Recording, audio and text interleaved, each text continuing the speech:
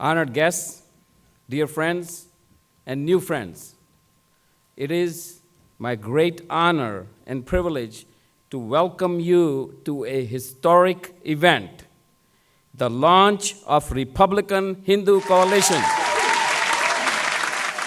It doesn't really take a lot to introduce Speaker Gingrich, who has been a friend for a number of years.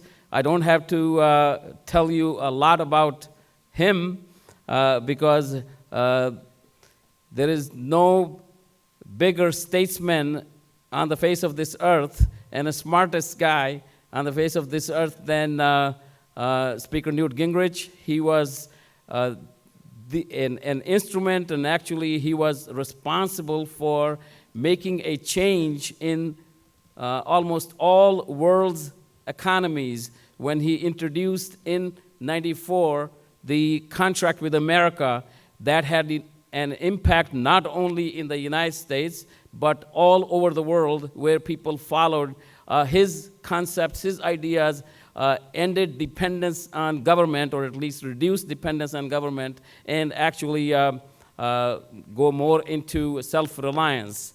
And he has been an extremely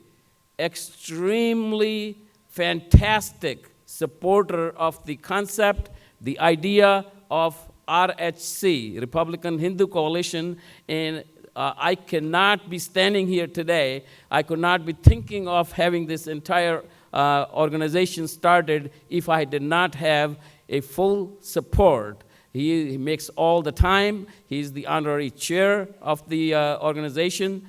He makes all the time available for us, and sometimes I'm always just amazed that I could call him at any time, and he responds very, very quickly. He has been a guiding light for all of us in the starting and launching of this Republican Hindu Coalition.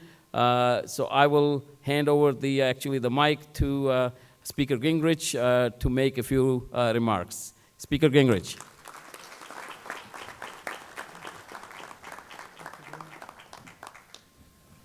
Thank all of you for coming out and for being here this evening. I think this is very, very important as the launch of what will be historically a very, very important organization. And I want to particularly recognize that without Shali Kumar's leadership and persistence, this would not have happened. And he first came to me several years ago and talked about the extraordinary job as governor that Modi had achieved in Gujarat, and the way in which he had applied principles of reform and principles of entrepreneurship and principles of innovation. And really, Shali deserves a lot of credit for having built the relationship that enabled a great number of Republicans to learn what was happening in India, and at the same time, I think, gave Mr. Modi a different sense of interest in the United States. So long before founding the Republican Hindu Coalition, Shali was playing a major role in being a bridge between our two countries. I also want to mention this briefly. You have here the chairman of the Rules Committee, which is the committee in the House through which everything has to pass. And Pete Sessions was one of the people I would call and ask for advice about developing the Republican Hindu Coalition. And for 3 years now, he has been totally supportive.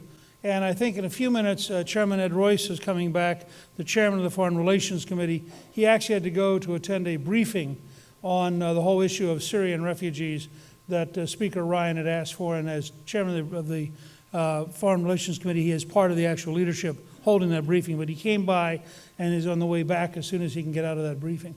So let me just say very briefly a couple of things. One, I am really glad that you are active and that you were involved and that you would come here tonight. Because I think launching an organization like the Republican Hindu Coalition could literally change history. And it changes history by helping bring ideas and people together in a way that strengthens the work ethic, that strengthens entrepreneurship, and that strengthens a very important recognition this week, speaking so soon after what happened in Paris. Let's be very clear. there is a direct tie between what happened in Paris and what happened several years ago in Mumbai. There's a common enemy. There's a common threat. And it's only appropriate that the world's largest democracy in numbers and the world's most powerful democracy in military power should be natural allies fighting on behalf of civilization. So I see this organization as potentially playing a very important role in being a bridge between America and India and across all of the world, the Hindu community. And I just want to thank you for being here and being part of that. I also want to suggest to you that we need to rethink parts of the American policies, because I think it's very important that we not accelerate any arms race in the region, and that there are certain purchases and things that need to be looked at carefully that I think we should be very cautious about.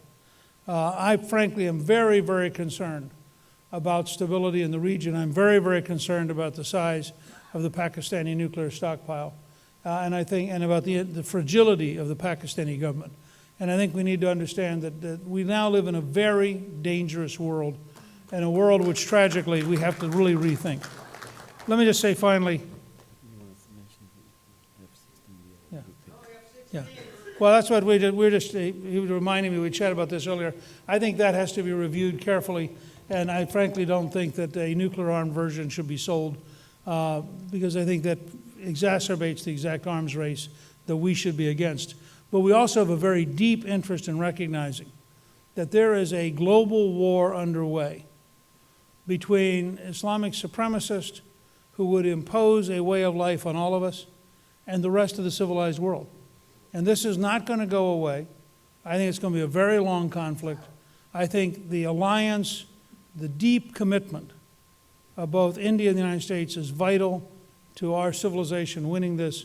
And I think that what Shally has done in bringing all of you together tonight in creating and launching the Republican Hindu Coalition is a major step in the right direction. And I thank you, and Shally, I thank you. Thanks, Speaker. Thank you.